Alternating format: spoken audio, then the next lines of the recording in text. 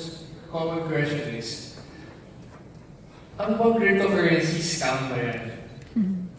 That's the most common question. When you say cryptocurrency, they don't see how it is connected with blockchain. So that is the most common question. Maybe we can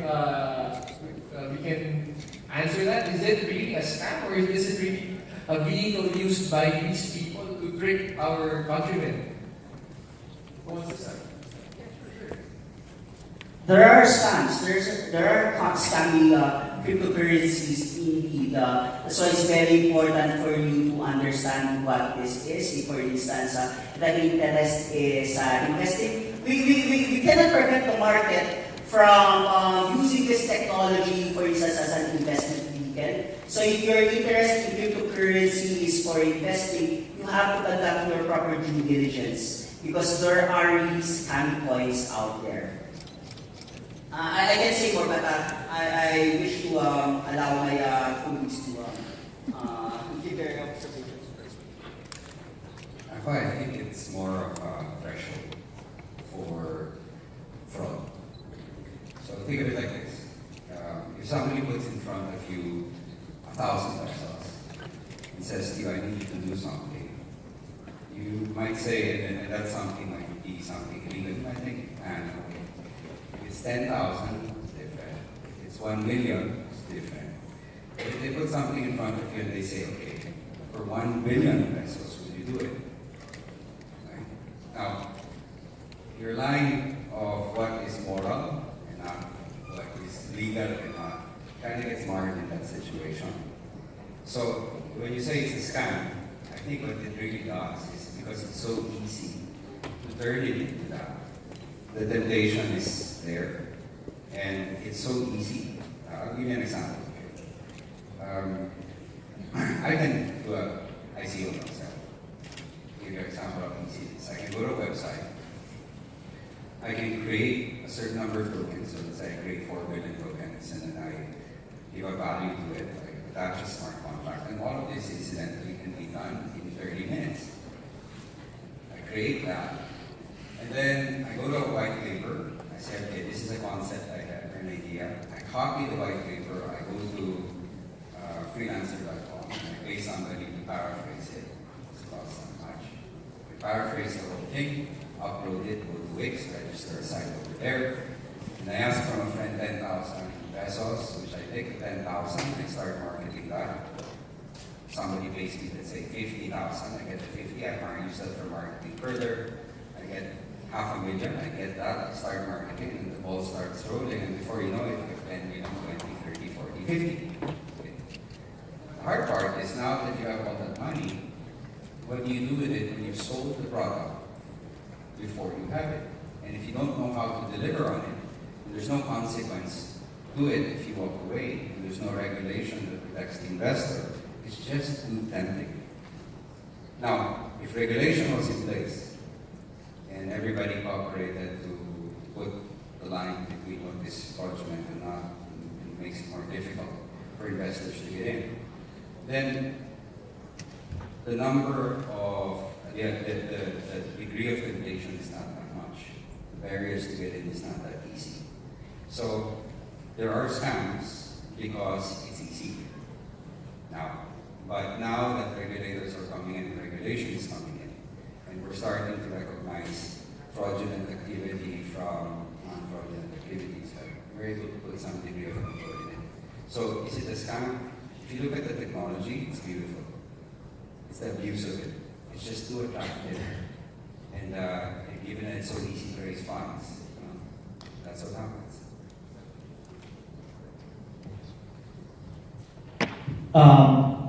If you're really jumping into the investment in cryptocurrency, like what Tony Raf said, due diligence. We at NEM Philippines, we started out, before establishing the NEM Philippines, we are also crypto traders. We started out as a small group of traders. We educate people how to avoid scams. So you really don't need people to jump into the market. That's why it is very important that you really educate yourself before jumping and putting up money into this market. I really don't know anything. So those are the risks.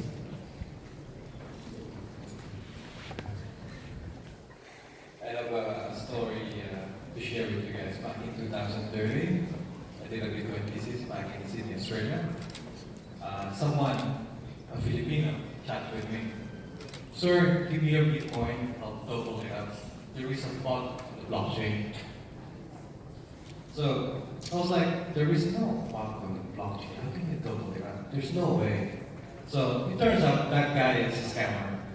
So that's how it popped into my mind and decided to create a Facebook group to educate people about the cryptocurrency. Somehow, I foresaw that there's going to be a lot of bad actors because Bitcoin or these cryptocurrencies have a value. A value that goes up and down. If it goes up, the number of scammers goes up. That's what we noticed. So I came up with Emerson here and we formed a group to purely educate people for free how to spot the scammers. So the question is, if it's too good to be true, it has to be a scam. Okay? If you're not very sure, come and see us, talk to us, and we will check it, and then we'll spread the word around the Facebook community, Twitter, that these guys are scammers. And some of us review the white paper and verify if it's legit or not, and then we do the same thing. We tell the people. So that's what our participation in terms of fending off or protecting our crypto guys. Thank you, Arlie, for kindness. And now we understand that maybe the technology is amazing, as you said, Mr. G. But on that line, the technology is amazing. Can you enlighten us more on the other application of blockchain? Because we've been hearing how blockchain works during the entire afternoon. Can you give us some insights on what are the current applications and what do you see is ahead for blockchain technology? So I just want to give one application, and this is really my favorite use case. I'm probably one of the very few people who uses blockchain on a daily basis. Yes, I do. Alright? And the reason for that is because I use Steemit. Steemit is a social media platform that runs on the blockchain. How it works is once you post content, and I'm pretty active on Steemit. When you post a content on the Steemit website or platform, or when you like something there, like what is referred to there as upvote, or when you dislike something, downvote, you earn some tokens. So in other words, whatever activity you're doing in that network, and your activity there is very important, your attention is very important.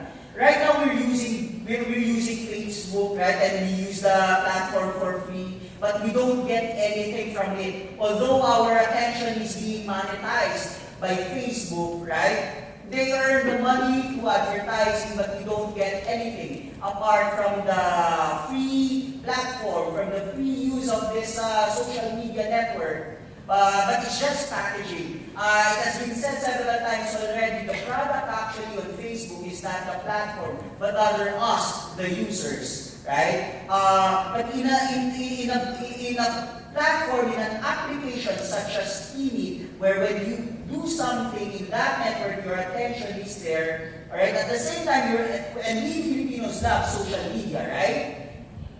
What if everyone here on this auditorium, instead of us being on Instagram, instead of us being on Facebook, what if we're on Steemit? And everything we do, everything we like, everything we post gets monetized through this. I think that's a better value for us. And this is now being enabled by a technology such as blockchain. And mind you, when I speak of Steemit as an application, I'm not talking about the future. I'm talking about the present. I'm talking about a platform that I've been using since early 2017. So this is really my favorite use case.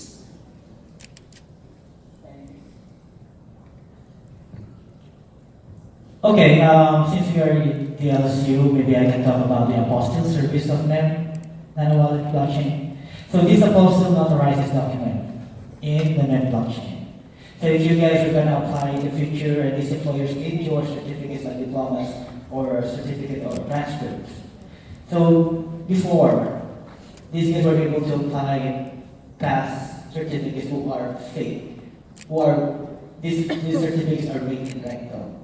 If we do have a blockchain, that these kind of certificates could be timestamped into the blockchain and to present that this is really a legit document coming from the university, then there's no way for these people to fake their documents and to be sent to these employers. So that's going to be very easy for these employers to check without contacting the universities and verify that these certificates or documents are all true.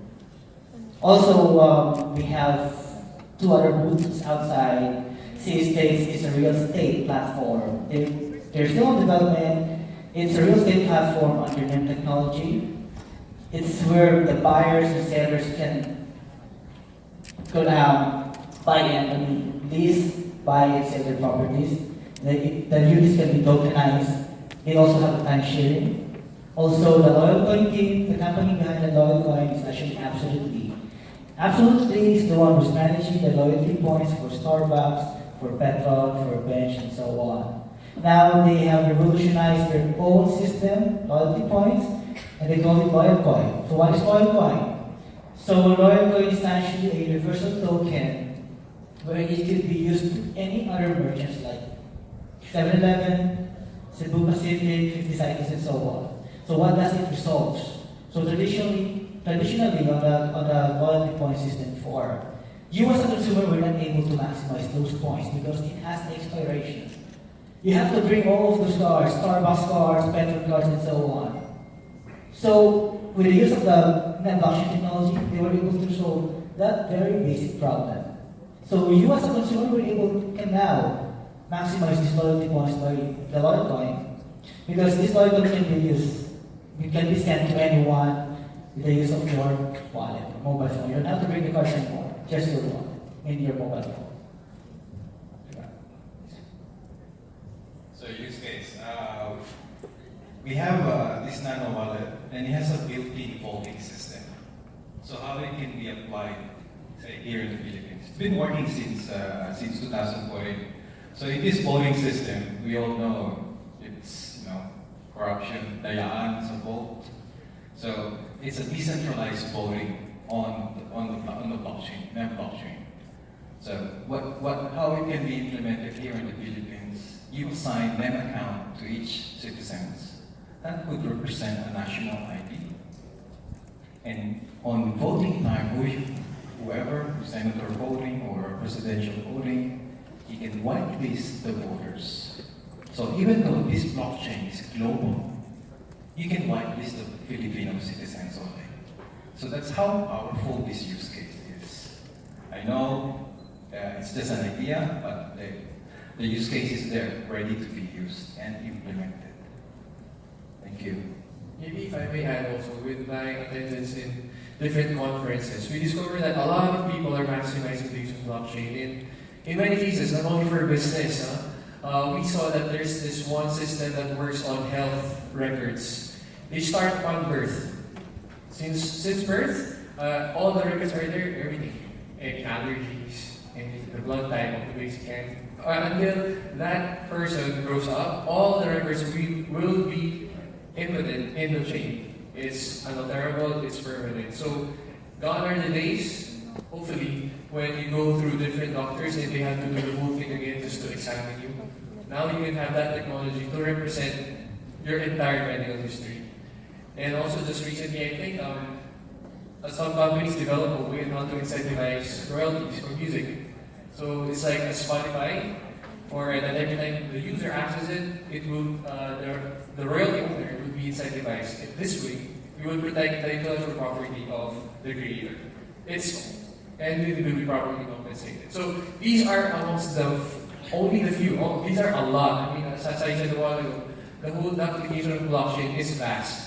And the only limit right now is our creativity. So as we agree that it has a lot of applications. So also from our list of questions, the last one is with the Philippines setting, how do you see blockchain and cryptocurrency into play in Philippine commerce, government, and basically information processing? Maybe in the next few years, next 5 years.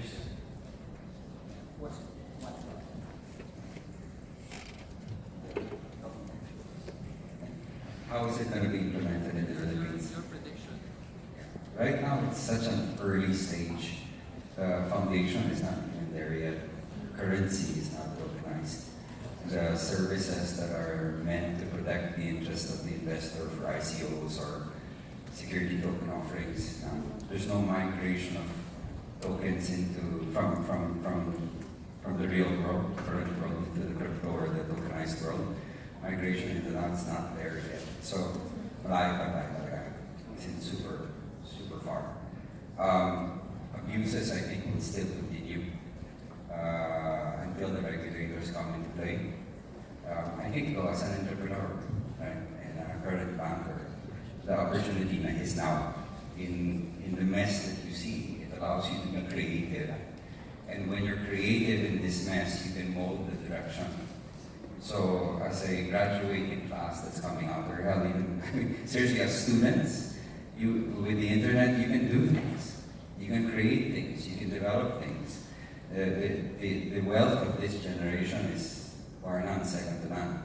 That being said, I think one of the most important things that's personal to all of us, that the blockchain will provide on a personal basis, is identity. Now, people might think, okay, what's the significance of that? What's the importance of that? So let me relate it to your life. You've had instances where you've applied for a credit card, or let's say you've applied for a job after this, or let's say you've gone to the hospital, or whichever institution you go to, you have to fill up a form every time you go. When you open a bank account, you go to one bank, you fill up a form, you have to fit through all that process just to get in the bank. You go to another bank, it's the same thing again and again. And you'll find out once your identity is on the chain, and the third party attests to your identity. So let's say you go to a bank, so let's say it's Union Bank. You come in, you set up your bank account, and Union Bank puts your identity on the chain and gives you ownership of your identity. Union Bank then attests to your identity. Therefore, what we say is we've checked all of your records, and we're saying you're for real. Who you are, what you did, everything. I mean, your family members and everything, we've checked, and yes, that's you. With us attesting, and let's say you go to another bank, and the other bank then, what you do is you allow them access to that piece of your identity. You don't have to give them full access. You can just give them access that we attested to it, and you give them specific information. And with that, that's already enough. No form filling, you just press a button and that's it. You know? And imagine that across every institution that you apply to. If you own your identity and you allow people to access it, filling up forms, wala na. It's a thing of the past. Now, if you buy property right now, it takes a whole process. Applying for a loan, applying for all of those things, right? But imagine if you owned your identity and your previous loan providers now can attest that you're a good borrower, you have good credit, right? And all you have to do is allow access to that information. And based on that information, you can purchase the property with one click. So I think the first step would really be us being put on the chain. And then post that, the real possibilities will come into play. It's funny that sometimes